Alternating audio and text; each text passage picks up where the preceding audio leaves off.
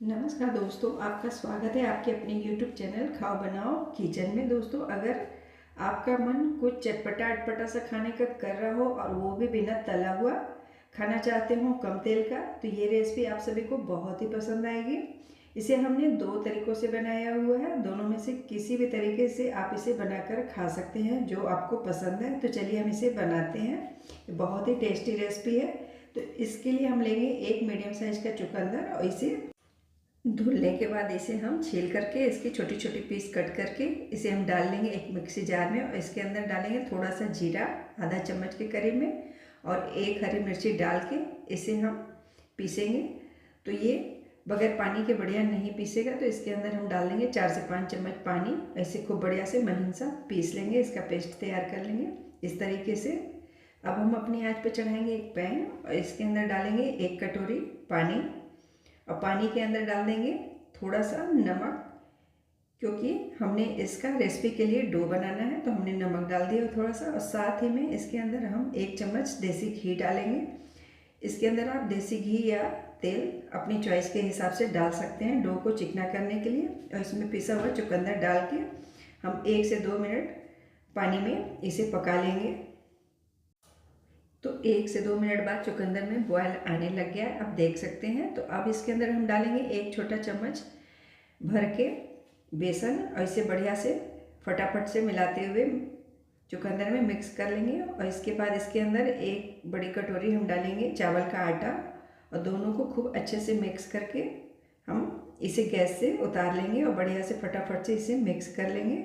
और फिर इसे किसी दूसरी थाली में निकाल लेंगे जिससे ये थोड़ा सा ठंडा हो जाए। तो इसे हम गूँथ लेंगे। तो इसे हम बिल्कुल ही नॉर्मल वाला सा डो इसका तैयार करेंगे, ना तो हम इसे ज़्यादा टाइट और ना ही ज़्यादा ढीला। इसका डो बहुत ही अच्छे से सॉफ्ट सॉफ्ट सा तैयार हो जाता है। इसके अंदर चावल के आटे में 1 चम्मच बेसन मिला देने से इसका डो बहुत ही बढ़िया बन के तैयार होता है, फटता नहीं है चावल के आटे का डो।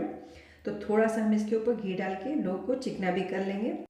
तो डो को तैयार करके हम एक साइड में रख लेंगे। अब हम स्टफिंग तैयार करेंगे। तो इसके लिए हमने आधा कटोरी चने की दाल को 2 घंटा पहले भिगा के इसे तैयार करके फुला के रखा हुआ है कि चने की दाल काफ़ी अच्छे से फूल गई है। इसे हमने बगैर पानी का ही पीसना है, तो इसलिए चने की दाल को जितना अच्छे से भिगा करके तैयार करेंगे तो इसमें पानी की ज़रूरत नहीं पड़ेगी।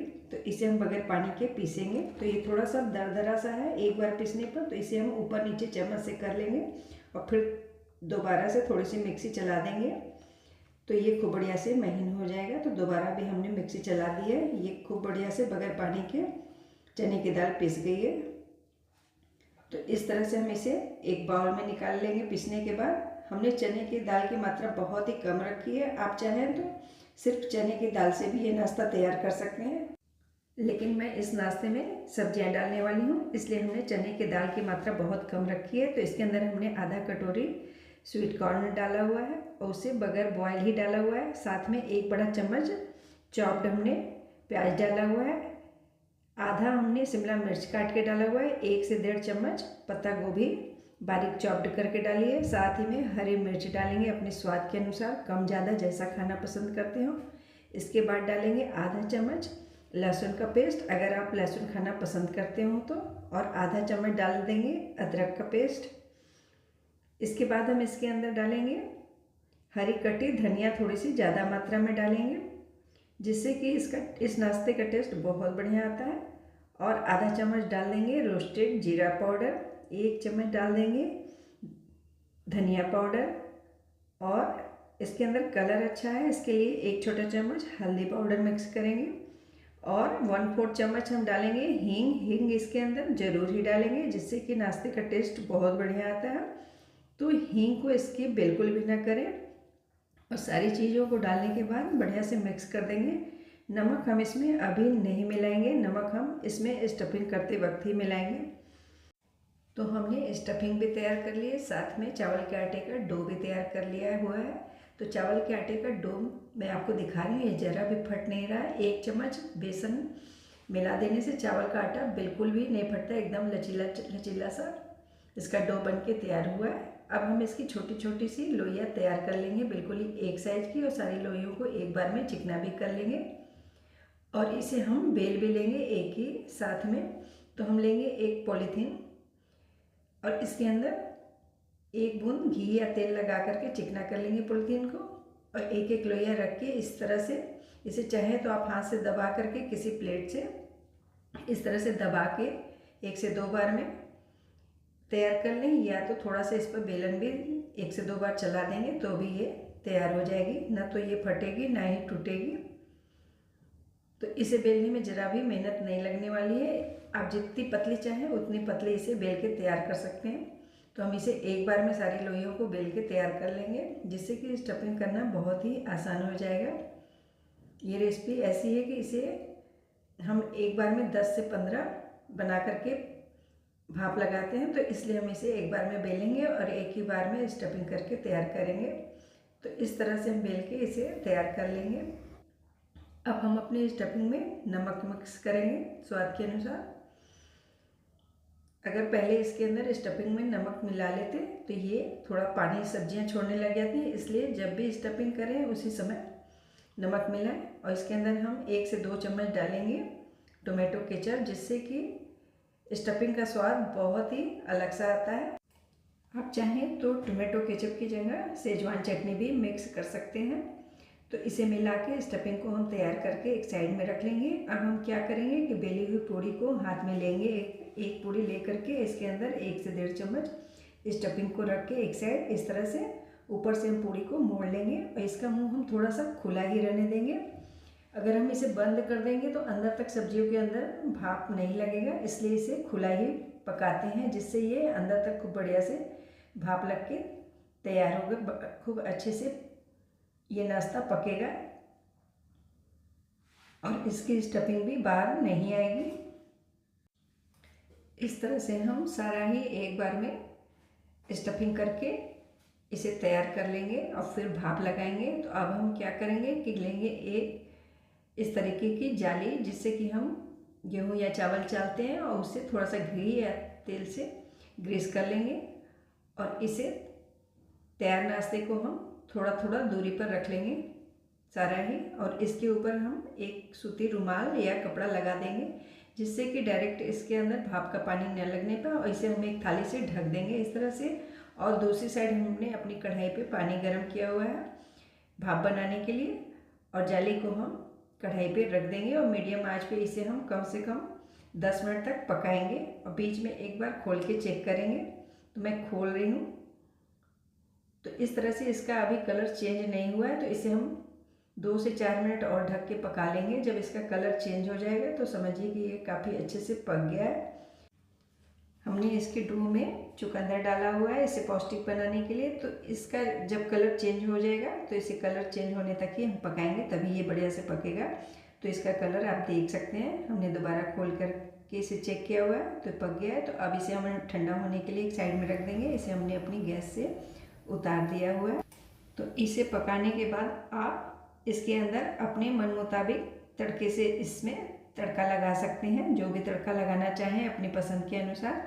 तो हमने अपनी कढ़ाई में 1 चम्मच देसी घी मिलाया हुआ है, और इसके अंदर 1 से 1.5 चम्मच हम डालेंगे राई,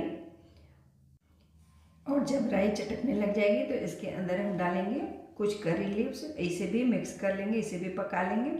फिर हम इसके अंदर डालेंगे थोड़ा सा पाव भाजी का मसाला, आप चाहें तो मैगी का मसाला या अपनी पसंद के अनुसार कोई भी मसाला यूज कर सकते हैं। तो 1 चम्मच के करीब में मसाला डालेंगे और बहुत थोड़ी सी हल्दी पाउडर डालेंगे। सारी चीज़ों को हम एक साथ में ही पकाएंगे, और इसके बाद हम इसके अंदर डाल देंगे आधा चम्मच लाल मिर्ची का पाउडर, जिससे कि इसका कलर भी अच्छा है। अब हम इसके अंदर मसाले के हिसाब से बहुत थोड़ा सा नमक मिलाएंगे, क्योंकि नमक सारी ही चीज़ों में हमने यूज किया हुआ है, तो इसलिए मसाले के हिसाब से थोड़ा सा नमक डाल के इसके अंदर तैयार नाश्ते को हम एक एक करके मसाले के अंदर अलट पलट के लपेट लेंगे। सारा ही हम एक बार में नाश्ता इसके अंदर नहीं डालेंगे। आप चाहें तो इसे कट करके एक गुजिया को 2 से 3 पीस में कट करके भी आप इसे मसाले में फ्राई कर सकते हैं। तो सारी ही गुजिया को मसाले के अंदर लपेटने के बाद इसे हम ढक्कन से ढक के 1 से 2 मिनट पकाएंगे, और फिर इसे खोलने के बाद 1 से 2 हरी कटी मिर्च डालेंगे, थोड़ी सी हरी कटी धनिया डाल के ये सर्व करने के लिए तैयार है ये नाश्ता। इसे आप वेजिटेबल फरा भी बोल सकते हैं। तो ये मेरा पहले तरीके का नाश्ता तैयार है, इसे मैं प्लेट में निकाल रही हूँ। तो इस नाश्ते को आप कट करके भी पीसेस में भी इसे सर्व कर सकते हैं। तो देखा आपने कितना बढ़िया सा टेस्टी सा नाश्ता तैयार है। और इससे खाने के लिए साथ में हम हरी चटनी और टोमेटो केचप रख के इसे एंजॉय करेंगे। तो एक मैं तोड़ के भी दिखा रही हूँ आपको, कितना बढ़िया दिखाई दे रहा है। जितना ये बढ़िया दिख रहा है उतना ही ये टेस्टी भी है। तो अब हम एक दूसरे तरीके से भी अपने नाश्ते को तैयार करेंगे। तो इसके लिए हमने एक मीडियम साइज की पत्ता गोभी को 2 भाग में कट कर लिया हुआ है और इस तरीके से उसके एक एक पत्ते को निकाल लेंगे। और सारा पत्ता निकालने के बाद हम क्या करेंगे कि अपने आंच पे पहले स्टीमर रख लेंगे। स्टीम बनने के लिए स्टीमर को गर्म करेंगे और फिर इसके बाद उसी स्टफिंग से हम इस नाश्ते को तैयार करेंगे। तो हम एक पूड़ी को ले लेंगे हाथ में और साथ में पत्ता गोभी की कटोरी को हम इस तरह से पूड़ी के ऊपर रख लेंगे और स्टफिंग को बिल्कुल ही सेम तरीके से रख के पत्ता गोभी में इस तरह से दबा देंगे। इसके बाद ऊपर से पूड़ी को फोल्ड कर देंगे। इसी तरह से हम अपनी बाकी की भी सारी तैयार कर लेंगे। पूड़ी को रखते जाएंगे, इसके ऊपर हम पत्ता गोभी को रख के स्टफिंग को रख के फोल्ड कर देंगे। इस तरह से हमने स्टफिंग करके तैयार कर लिया। अभी ये खुला ही हुआ है इसका मुंह। तो मेरे स्टीमर में स्टीम बनने लग गया। अब हम क्या करेंगे कि स्टीमर में पत्ता गोभी जो हमने काटी थी तो सबसे ऊपर का पत्ता हमने रख लिया हुआ था। अगर आप इस तरह से न पकाना चाहें तो आप स्टीमर की जाली को घी या तेल से स्टीम कर लें और उसमें डायरेक्ट भी इसे पका सकते हैं। तो हमने पत्ता गोभी के पत्ते को ही डायरेक्ट रख लिया हुआ है, हमने फेंका हुआ नहीं था। और इसमें एक एक करके तैयार रेसिपी को रख लेंगे और फिर इसे 10 मिनट तक के लिए हम ढक के पकाएंगे जब तक कि इसका कलर न बदल जाए। तो मैं बीच में खोल के आपको दिखा रही हूँ कि इसके पत्ते धीरे धीरे मुरझाने लग गए हैं, नीचे को जाने लगे हैं। जब ये पक जाएगा तो इसका कलर एकदम से चेंज हो जाएगा। तो थोड़ी देर बाद मैं इसे फिर से खोल रही हूँ। तो ये काफ़ी अच्छे से पक चुका है, इसका कलर चेंज हो चुका है। तो इसे हम नीचे उतार करके ठंडा कर लेंगे और इसके बाद हम इसके अंदर चाइनीज़ तड़का लगाएंगे। तो इसके लिए हम अपनी आंच पे चढ़ाएंगे एक कढ़ाई और इसमें डालेंगे 1 चम्मच बटर और साथ में थोड़ा सा चॉप्ड ऑनियन डाल के इसे हम पकाएंगे। तो ऑनियन को हम बढ़िया से पकाने के बाद इसके अंदर डालेंगे आधा चम्मच गार्लिक का पेस्ट, इसे भी प्याज के साथ में ही पका लेंगे। और फिर डालेंगे स्वाद के अनुसार हरी मिर्ची का पेस्ट। आप चाहें तो सारी चीज़ों को चॉप्ड करके डाल सकते हैं। तो हमने सारी चीज़ें घर में ही कूट करके तैयार की हुई थी। तो हमने आधा चम्मच मिर्ची भी कूट करके डाली हुई है और प्याज और लहसुन के साथ हमने मिर्ची को भी मिक्स करके पका लिया हुआ और साथ में ही हमने 2 चम्मच चॉप्ड पत्ता गोभी को भी ऐड किया हुआ है। सारी चीज़ों को हम एक साथ में ही मिलाते हुए पकाएंगे और आधा चम्मच डाल देंगे कुटी हुई अदरक, इसे भी मिक्स कर लेंगे सारी चीज़ों के साथ में ही और 1 से 2 सेकंड पका लेंगे। थोड़ा सा डाल देंगे मसालों के स्वाद के हिसाब से नमक, क्योंकि नमक सारी चीज़ों में पहले भी हमने ऐड कर रखा है। नमक मिक्स करने के बाद इसके अंदर डालेंगे 2 चम्मच हम टोमेटो केचप और साथ में डाल देंगे 1 से 2 चम्मच विनेगर। विनेगर डालने के बाद इसके अंदर हम डालेंगे 1 चम्मच सेजवान चटनी भी। तो सारी चीज़ों को मिलाने के बाद इसके अंदर हम 1 चम्मच सेजवान चटनी भी डाल देंगे और अब इसके अंदर हम डालेंगे आधा शिमला मिर्च काट करके। तो मेरा मसाला काफ़ी अच्छे से तैयार हो गया। चाइनीज़ मसाला हमने तैयार किया हुआ है। इसके अंदर तैयार रेसिपी को फरे को डाल के अलट पलट करके इसे सर्व करेंगे हरी कटी धनिया डाल के। आप चाहें तो हरी कटी धनिया डालें या फिर स्प्रिंग ऑनियन आपके पास हो तो वो भी डाल सकते हैं। तो ये मेरा दूसरा तरीके का भी नाश्ता तैयार है। इसे हमने चाइनीज़ तरीके से तैयार किया हुआ है, इसे फ्राई किया हुआ है। तो आप जिस टेस्ट का भी खाना पसंद करते हो, एक को मैं खोल के भी दिखा रही हूँ। इसे आप टोमेटो केचप के साथ या ग्रीन चिली सॉस के साथ भी इंजॉय कर सकते हैं। दोस्तों, अगर आप इस रेसिपी को चावल के आटे के साथ न बनाना चाहें तो आप गेहूं के आटे से भी इसका डो तैयार कर सकते हैं। आप चाहें तो मैदे से भी इसका डो बना सकते हैं।